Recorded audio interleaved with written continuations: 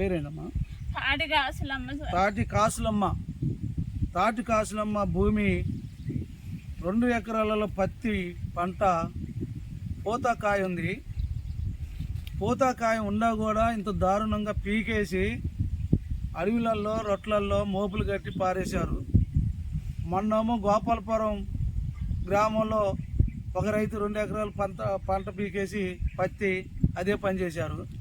ఇప్పుడేమో పట్టా ఉన్న భూమి అంటే వైఎస్ఆర్ రాజశేఖర రెడ్డి ఉన్నప్పుడు ఇచ్చిన పట్టా ఉన్న భూమి పంటను కూడా పత్తిని పీకి ఇంత దారుణంగా ఫారెస్ట్ వాళ్ళు చేస్తున్నారు. కనీసానికి జాలి దయ ఏమి లేదా? వాళ్ళకి మానవత్వం లేదా?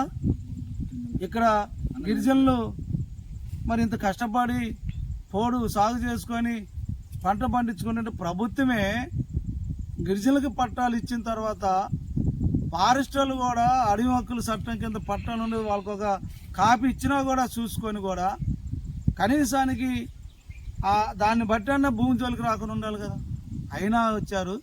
అందుకోసం ఇది ఐటీడీ పిఓ గారి దగ్గరికి ఈ పత్తి మొత్తం కూడా తీసుకొని వెళ్ళి మరి 2 ఎకరాలకు పంట అప్పు తీసుకొచ్చి ఎరువులు కానీ మందులు కానీ విత్తనాలు కానీ ఎరువులు తీసుకొచ్చి ఇవన్నీ అప్పు తీసుకొచ్చి మరి పంట వేసిందని బాధపడుతుంది.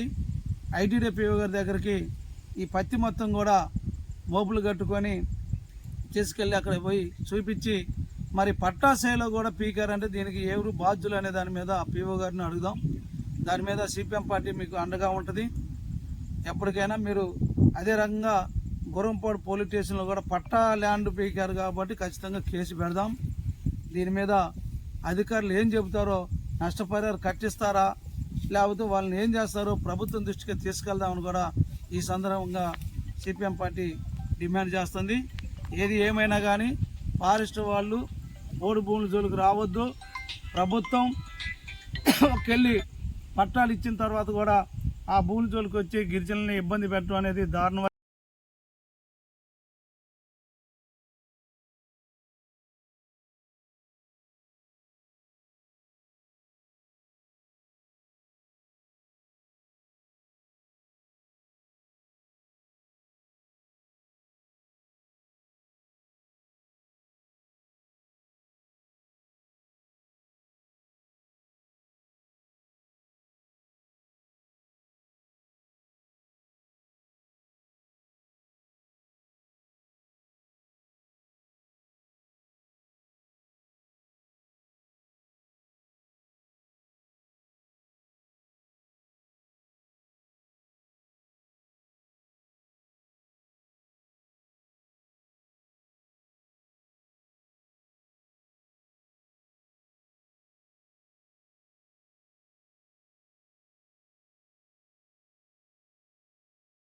ఈ వేరే సేన పక్క సేన చూసి మళ్ళీ వాళ్ళు చాలా పత్తి మొత్తం బీకేస్తారు పరిశ్రమ సరే నెమ్మటి ఇతరులు దాటి వచ్చినాయి, తుప్ప నుంచి ఇతరులు దాటి వచ్చారు దిగుతున్నారు.